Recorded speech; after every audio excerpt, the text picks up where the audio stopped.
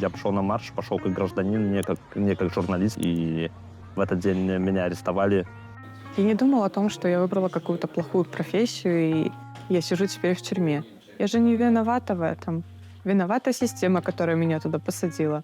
Власти обратили как раз на независимые медиа, потому что мы их враги. Никто не должен знать правду, никто не должен слышать, видеть, читать.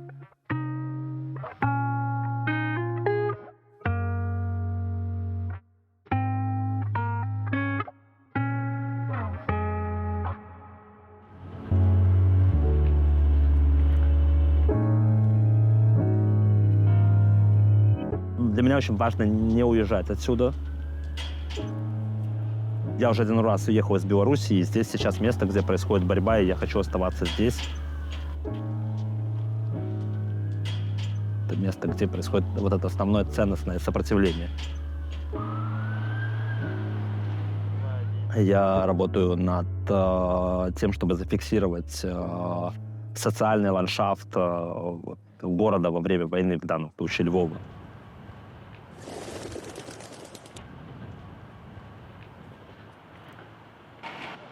Я фокусируюсь на таких традиционных ритуалах социальных. Я пытаюсь зафиксировать такие приобретенные новые социальные ритуалы.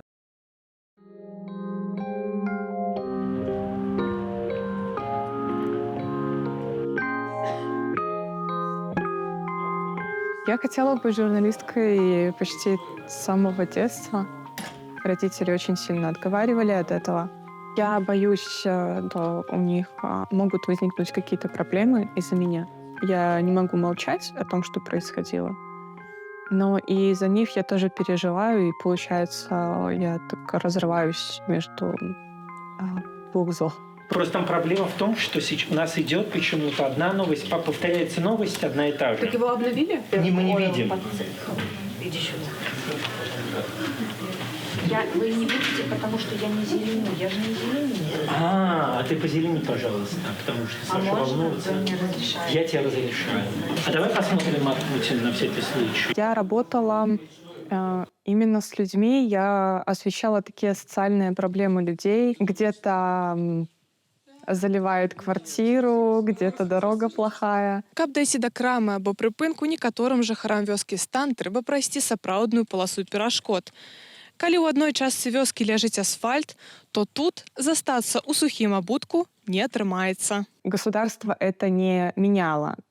То есть деньги уходили куда-то в непонятное русло, а люди жили так, как жили, и ничего не менялось. Я показывала это. Когда началась предвыборная кампания, мы уже начали снимать всех там, правозащитников, все эти очереди, которые собирали кандидаты в президенты. Вот мы начали работать именно с этим.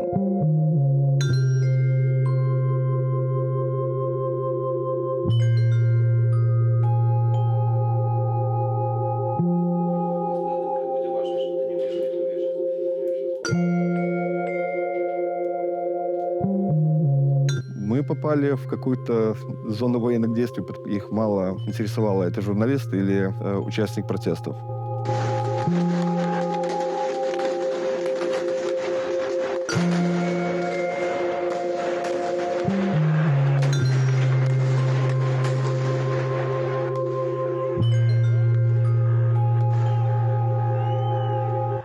После оглашения результатов выборов мы были с моей мамой, журналисткой Белсата, задержанные сотрудниками. А вот той ночи, когда были выборы, власти журналистов не ставили вообще в один ряд с участниками протестов.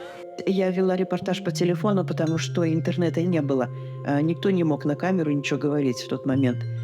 І была только мобільная связь. Люба, ты, як заўсёды, у цэнтры падзеяў, што цяпер адбываецца, што бачыш? Я могу сказать, что вось на рагу менавіта вуліцы Заслаўскай асноўны натоўп знаходзіцца. Шмат параненых, шмат пацярпелых людзей. дошло до того, что сюда уже могут проехать худки. Пробачьте, что я кашляю, вот тут все кашляют, бо пустили некий газ. Мало того, что дым от этих шумовых гранат. Мы не были готовы, что начнется такая заварушка. Никто не думал, что будет такая реакция, что Лукашенко даст приказ фактически убивать людей, подавить протестное настроение любыми возможностями. Такое уражение, что тут боевые дзеянні. Ідзе аўтазак, у яго наперадзе такая штука, як вот калі прибирают снег. И за ім хаваюцца амапаўцы. Яны яго абкружылі, стреляют, пулями стреляют. Это пули. Стреляют. Я зараз зашла. Журналисты стали, можно сказать, основной мишень. Нас продержали около 4 часов, но отпустили, потому что узнали, что журналисты, видимо,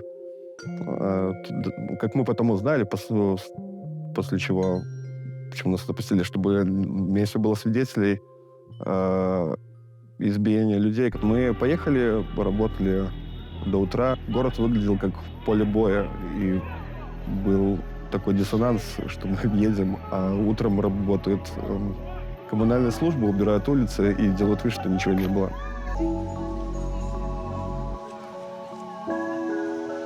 А на протестах 9 жніўня, у дзень выбараў, я спачатку дзяжурыла пад адным з выбарчых участкаў.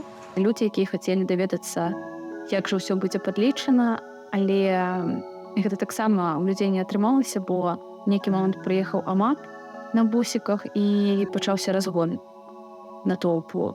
Пасля гэтага я ўжо адправілася ў цэнтр горада. Калі я пад'язджала, я чула, што каля стэлы выбухі, але туды я ўжо не магла прайсці. На наступны дзень 10-го, паколькі пратэсты працягваліся, я паехала ў іншае месца каля метро Маладзёжнае, і мы спыніліся з калегамі каля гэтага натоўпу, здымалі збоку, што адбываецца. З процілеглай вуліцы выбег атрад байцоў узброеных у амуніцыі з ружамі. Людзі пачалі ўцякаць, у спіну пачалі страляць проста. Я здымала на тэлефон, і у нейкі момант мы сталі адыходзіць, бо была вельмі напружаная такая атмасфера. Я ў гэты момант працягвала здымаць на тэлефон, то мне пабачыла, адкуль у мяне стралялі. Я толькі адчула, што нешта патрапіла каля калена. Я не адразу зразумела, што гэта. Перабегла пешаходны пераход і ўжо перабегаючы заўважыла, што на назе рана, то ліце кроў. Вось пачала клікаць па дапамогу. Мне хутка перавязалі нагу, і людзі, у якіх была припаркавана машина, просто мінакі, яны мяне давезлі да больницы хуткай дапамогі. Быстро стало ясно, что работать по классической схеме, в общем, грубо говоря, по правилам стало невозможно. Это значит, что если ты используешь какие-то знаки, которые тебя показывают, жилетку или там, скажем, бейджик, это все привлекает внимание, ты становишься мишенью для милиции, ОМОНа, и тебя пытаются словить. И поэтому очень быстро работа перешла в очень подпольный режим. Площадь перемен, над которым мы, наша команда, работали около 2 лет. Хроника основных событий, начиная с августа 2020 года, заканчивая ноябрем 2020 года, когда сперва был похищен наш сосед Рома Бондаренко, а потом площадь была разгромлена. Собственно, сама площадь перемен — это такое вообще спонтанное объединение граждан, в первую очередь жителей окрестных домов. Люди объединились против того, что делала, назовем так, белорусская власть на тот момент, Лукашенко, там, силовики.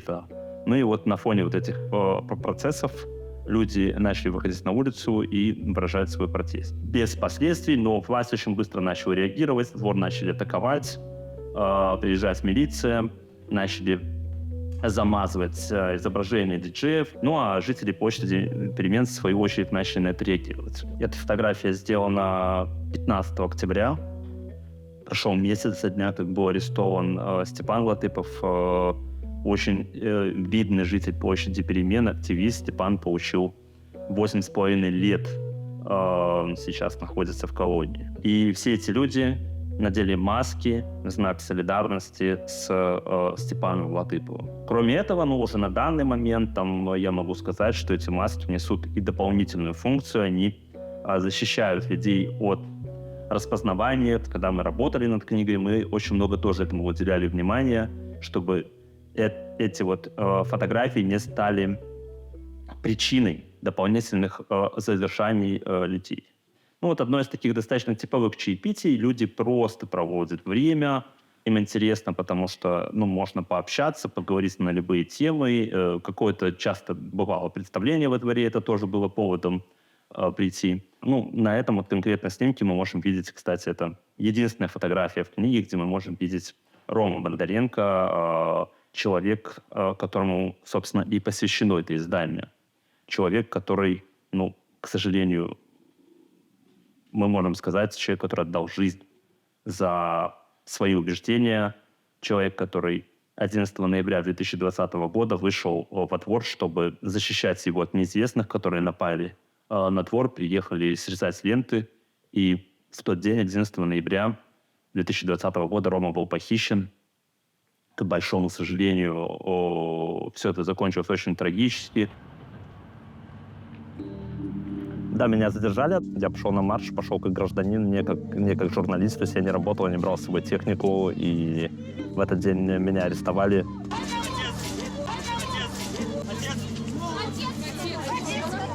Я была задержана после проведения мною и Екатериной Андреевой стрима.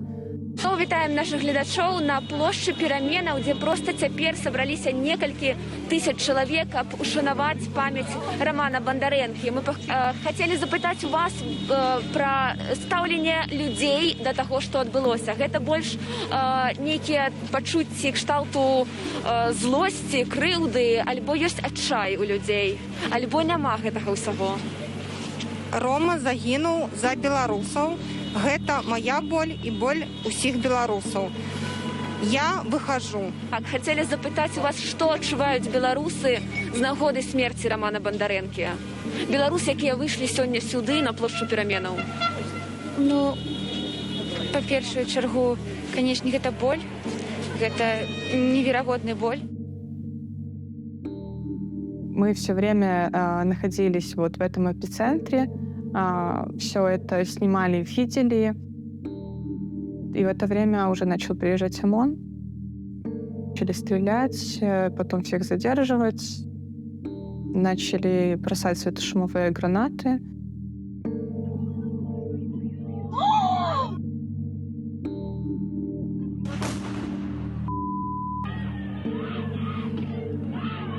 А потом, когда ОМОН начал идти уже по квартирам, тогда просто думаешь о том, что тебе нужно оставаться в как-то стабильном состоянии, не паниковать.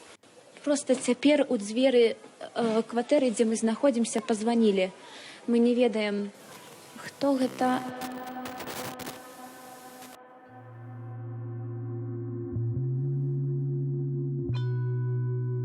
Еще на Крестина нас с Катей посадили в одну камеру, и через сутки или 2 суток Катю увели из моей камеры. То есть это был первый звоночек. А потом уже меня забрали в РОВД, i tam skazali, że da, заведено уголовное дело. Po 2 lata więzienia dla dziennikarek telewizji Bielsa. They live-streamed a protest against the country's controversial president. La justicia bielorrusa se ha mostrado implacable con Daria Chultsova y Katerina Andreyeva. Unter dem Vorwurf journalistischer Tätigkeit und ohne Akkreditierung gingen die Angeklagten auf die Straße und blockierten den Weg für den Verkehr. Это был шок. Это, конечно, был шок, и мы пытались с Катей друг друга успокаивать, то, что нам не дадут действительно лишения свободы. Но, думаю, и она, и я понимали, что мы поедем в колонию. Да, нормально. Ясно. Я з телефона, тому я відключу відео. Давайте, може, спочатку розберемо все ж таки там теми які-то, да, а після перейдемо до опошньої частки нашого балету. Настя, ти скажи, будь ласка, тоді. Это так само цікава тема про то, что вывезли семьи, винователи вооружительности супер с Кавказа. Я не ведаю, может, я взялся бы Сергей. Сергійна. З сім'єю поки в мене нема сувязі, він поки вживається, але я йому закину, ти мені скинь у Телеграм, а я йому перекину. Мартиненко помер 17-го. Ну, про Мартиненко так, я веду, але що про його подимати, ну, спочатку ми були знайомі, але до кого там звернувся, поки його згадали, там, навіть не веду.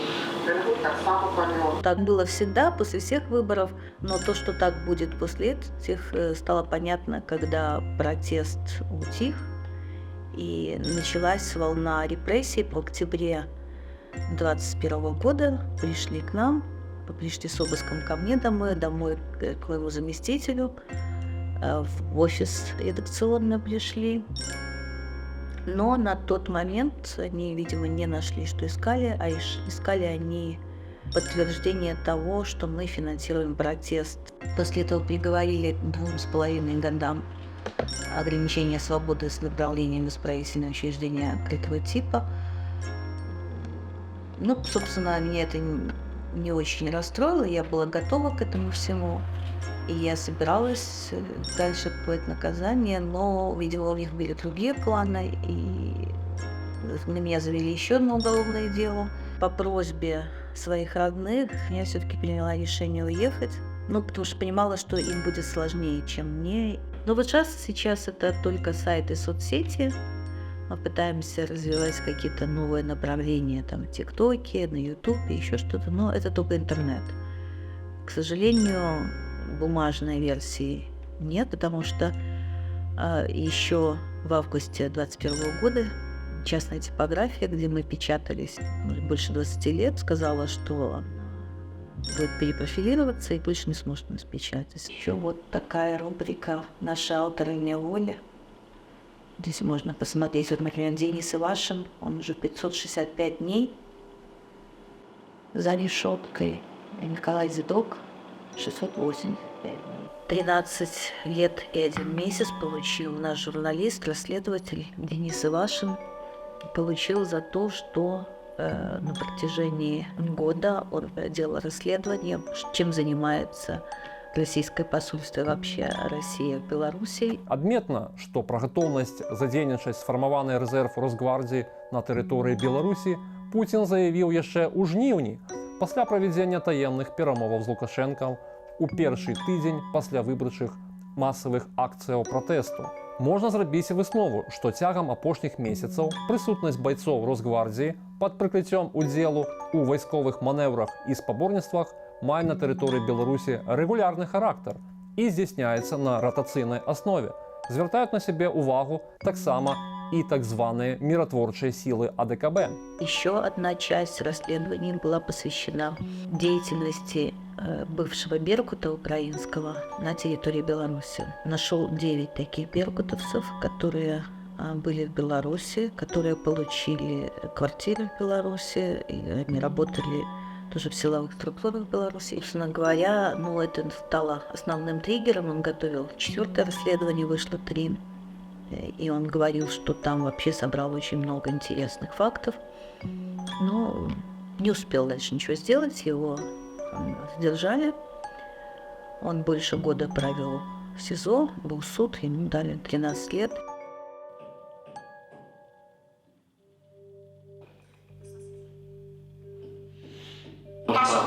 Да, Паша будет, он подтвердил, все окей, все хорошо, времени не менялось. Юля тоже будет, но я просто на всякий случай всем ссылки отправлял, но мало ли кто-то с вас будет не подключен, чтобы пропустить с другой учетки, если будет авторизация. Все, давай, я тогда включаюсь. В Беларуси то, что происходит с независимыми журналистами, с независимыми медиа, это просто давление. С сентября 2020 года по февраль 2021 года я был директором белорусской организации некоммерческой «Белорусский пресс-клуб». Мы занимались развитием и поддержкой белорусской журналистики. Нашу организацию одних из первых в Беларуси задержали, я считаю, по политически мотивированному делу, потому что, на мой взгляд, все, что там происходило, это ярко показывает, когда я был обвинен в том, что уклонялся от уплаты налогов в период, в который не работал в организации. 8 месяцев мы находились в СИЗО с момента задержания до момента, когда нас отпустили по прошению о помиловании, когда было предложено признать свою вину и чтобы мы могли выйти. Поэтому 240 дней — это классные 240 дней, интересные 240 дней. Сроки, которым приговаривают людей, 2, 3, 5, 8 лет. Вчера или позавчера Ксении Лускиной, которую задерживали с нами по делу, но ее потом вводили в отдельное дело, дали 8 лет. Ксения работала на белорусском телевидении. Когда начались протесты, она в знак протеста ушла с белорусского телевидения.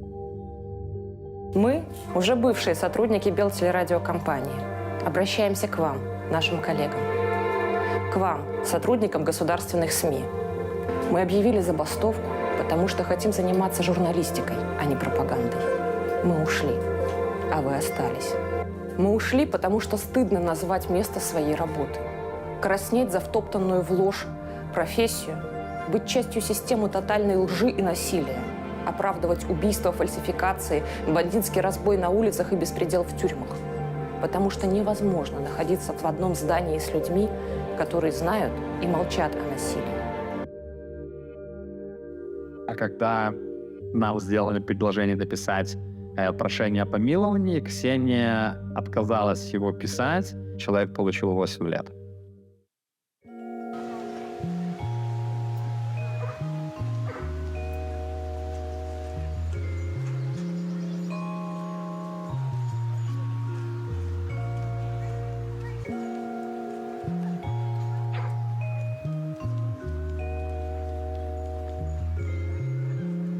Здесь стоят портреты людей, которые были убиты или погибли от рук белорусского режима. Или те белорусы, которые погибли на войне сейчас в Украине. Тут также есть наши коллеги-журналисты. Дмитрий Завадский. Это оператор общественного телевидения, который в 2000 году пропал в Минске, как и ряд белорусских политиков тогда, в 99-2000 году. До сих пор не известно, что с ним произошло. Второй из журналистов — это Павел Шеремет. Это известный белорусский редактор. Они, кстати, вместе работали с Дмитрием Завадским. Самого Шеремета подорвали в Киеве в 2016 году. Половина из тех, кто за решеткой, это мои хорошие знакомые или мои друзья. Все мы независимые медийщики, мы всегда были очень близки. Анджей Почёбут, да, мы много-много лет с ним знакомы, и это один из самых известных белорусских журналистов. Он рассказывал всегда белорусам про Польшу, рассказывал полякам про Беларусь. Я помню 2010 год, когда я сидел в тюрьме на Крестина в Минске, и Анджей буквально через несколько дней там же оказался. Тогда это было не уголовные сроки на много лет, а это были административные аресты, тебя посадили на 15 суток. Помню, как мы Анджея встречали, тогда была зима. Всю свою жизнь Анджей под давлением. На него заводили много уголовных дел, его много раз обыскивали, его много раз задерживали. Лукашенко всегда его считает своим врагом, потому что это умный человек, который пишет правду. Суд был в закрытом режиме. Анджею Почёбуту дали 8 лет тюрьмы. Журналисты, которые высказывают альтернативное мнение, обоснованное альтернативное мнение, согласно журналистским стандартам, они фактически преследуются гонением, их задерживают, садят и осуждают на длительные сроки. Катя до этого просто очень много работала на Белсате. Она очень много снимала митингов, протестов еще до 2020 года. Вітаю, Кацярына, і калі ласка, што адбывалася, што гэта было? Ці гэта была спроба затрымання, як гэта выглядала? Вітаю вас, мои варшаўскія калегі. Сапраўды, гэта выглядала не як спроба, гэта выглядала як затрыманне. И вот все вот эти вот протесты, которые в 2020 году тоже практически во всех работала она. Вітаю, шановных гледачоў Белсату. Мы знаходзімся на праспекце Незалежнасці ў Менску, дзе сёння калона пратэстоўцаў з розных ВНУ. Меня сына убили, не могу ничего нигде добиться. Всю семью уничтожили. Сотрудники милиции пришли. Вот, сижу на кладбище, проливаю слезы. Не могу нигде ничего добиться. И она им стала как кость в горле. Они не хотели ее уже видеть.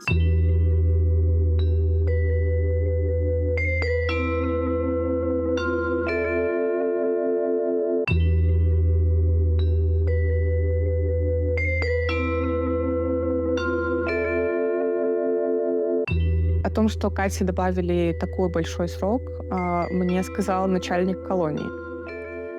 Была комиссия, на которой была я. То есть это сидит вся администрация колонии. Ты стоишь перед ними, бесправный, маленький человек. Просто вот такой вот удар по голове словами о том, что вот Кате дали еще 8 лет. И с комментарием от начальника колонии о том, что вот она выйдет спустя энное время, старая, страшная, никому не нужная. Турма еще там забивая людей, она забивая их здоровье, и потом люди таких помирают. За кратами я всего был 9 месяцев. Мне дали артикул 342, это активный удел у массовых беспорядках уличных. Я працаваў на этих маршах як журналист. Так, еще человек. Он каже, чему?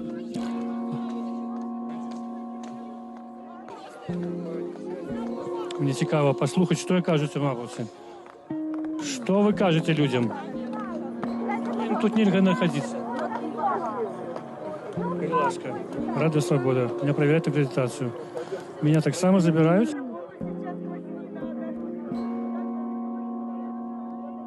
4 месяца я был у колонии. З них 20 дней я был у ШИЗа.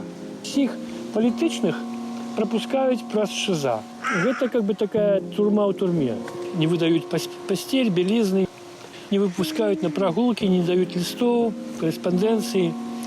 Вот. Ты сидишь в изоляции, тебе не дают ни книг читать, тебе не дают слухать радио, ничего. Было споткание с жонкой, а параллельно побач было споткание другого человека с мати. Ну вот, прикольно эту ситуацию я намалевал, а сидела девчина за этой егоной маті, сидела егоная девчина. І по її твару було бачно, що вона цілком у розпачі, просто зністожена на цій ситуації, що її муж, жених потрапив в тюрму і не хутко вийде. Тобто для її це така болючая, драматичная ситуация, она не смогла стримать своих эмоций, она весь час лила слезы. То есть это вот как бы картина про то, как за внешней такой вытримкой, да, люди заховывают свои эмоции, а вот эти эмоции прорываются. И что на самом деле это великая трагедия. Колония очень контактное место. Ты там ни на секунду не можешь остаться один. В некоторых отрядах даже в туалет в одиночку нельзя сходить, потому что это такая комната, где стоит несколько унитазов, и ты там даже не можешь побыть в одиночестве.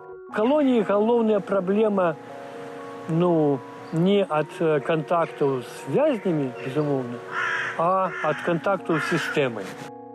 В колонии, в которой я была, там швейная фабрика, и в основном там шьется форма для милиции, для ОМОНа, для военных. И вот такую форму шили И были девушки, которые очень сильно акцентировали на этом внимание. Они полностью осознавали, что они шьют. И у них это вызывало очень негативные эмоции. Некоторые отказывались шить, но они потом шли в штрафной изолятор. Я была в СИЗО 2 месяца. В общем-то, это были для меня очень ценные месяцы. Во-первых, потому что ты многое узнаешь про себя, про свое окружение. И это такой... для журналиста я считаю, что это вообще очень важный период, потому что ты видишь общество такое оголенное, без каких-то, без мишуры. Когда я приехала в колонию, на меня повесили желтую бирку, у всех белые. И желтая бирка означает склонна к экстремизму. Политичные там находятся на таким особом режиме, больше жестким, носят все такие желтые бирки. Канада дає проблему. С такой биркой человека не пускают в клуб, на кино, на какие-то споборницы спортовые, на стадион, на культурные мероприятия. Ежемесячные обыски, плановые, причем внеплановые очень частые. Меня позбавляют великой передачи. Вот. Но я еще не был в колонии, я навіть не ведаю, что это значит. Для меня это еще так. Передача. Это я потом доведаюся, что таких передач, может быть, життя человека залежить. Потому что то, что там есть, дають в колонии, есть немагчимо мать что. Альбо можно есть, и потом человек схуднее так, что превратится в вязня Бухенвальда. Ты уявляешь, что может быть на воле, куда ты не можешь потрапить. Жонка сидит и означает какую-то черговую, какой-то этап нашей разлуки.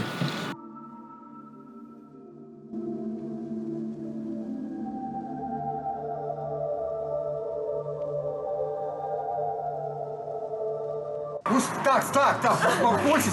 Сидите спокойно дома. Чего вы как маленькие? Все хорошо. Успокойтесь, спокойно. Я вышел просто из камеры поменьше в камеру побольше. В камере поменьше было все ясно, все понятно. В камере побольше было морально тяжелее, хотя, кажется, ты условно на свободе. Вот. Поэтому и было принято решение уезжать.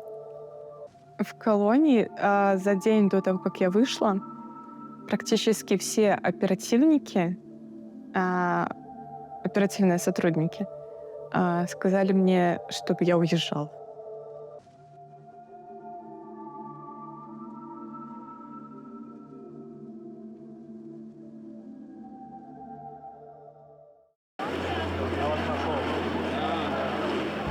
Вы за мной ходите уже 2 километра. Потому что не было человека.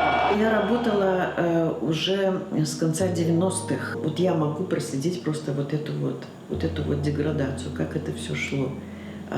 Каждый новый командир, каждый новый приказ, это все больше и больше ужесточало свободу слова, не давало вообще, все меньше и меньше было возможности работать.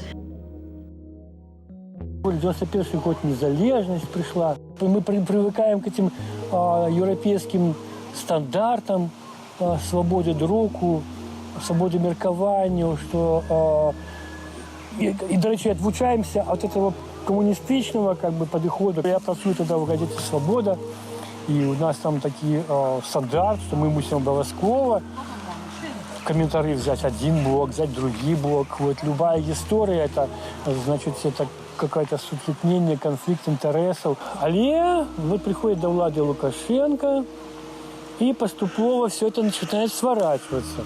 Лукашенко, только как пришел до влади, ту державную прессу всю порядковал только себе. Незалежные газеты еще как бы працують, але уже фирмам незалежным, бизнес-фирмам заборонено давать рекламу у этой. Заборонили державным установам давать рекламу. Вначале журналистов вообще нельзя было трогать. Это было святое. А конец 90-х уже нас начинают на неких акциях хапать, могут и посадить уже и на сутки и так далее. После 2006 года, в 2007, по-моему, уже сейчас не помню, командир ОМОНа поменялся. Не бить на видеоряд, да, он воспринял по-своему. То есть это значило уже теперь по новым правилам не давать снимать. Закрывали своими спинами. Все шло постепенно и все в стадии ухудшения ситуации. Меня с 2012 года уже регулярно затрымливали, отпускали, потом снова затрымливали. Ну и вот заканчивается тем, что вот уже в 2020 году позбавили аккредитации на працу. Пакуль што мы сапраўды бачым тут пераважна прэсу, пераважна нашых калегаў, і вось там бачым, што стаіць АМАП, стаяць два аўтазакі, калі не памыляюся, адсюль бачна два. І бачым, што пад'ехаў цяпер мікрааўтобус з сілавікамі. Яны выходзяць. І, імаверна, гэта будзе альбо затрыманне, альбо нейкая размова. І бачым, што цяпер нас... Скажыце, а чаму нас затрымліваюць? Можна даведацца? Выключайце камеру, мікрафон. Выключаем, так? А аператор мой? Ну, вось такім чынам вы бачыце, што цяпер нас затрымліваюць. Нас вельмі шмат тут журналістаў, чалавек 10, гэта і Белапан, і замежная прэса, Тутбай, онлайн. Самый конец проходим.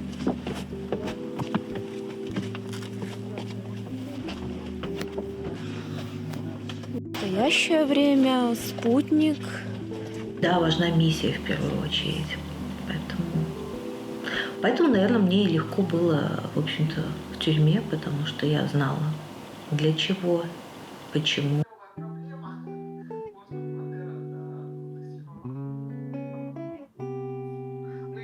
Ясно, что тоталитарный режим, он всегда будет ненавидеть свободу слова, свободу выражения. И вот в Беларуси сегодня, к сожалению, журналисты — это, видимо, самые главные враги.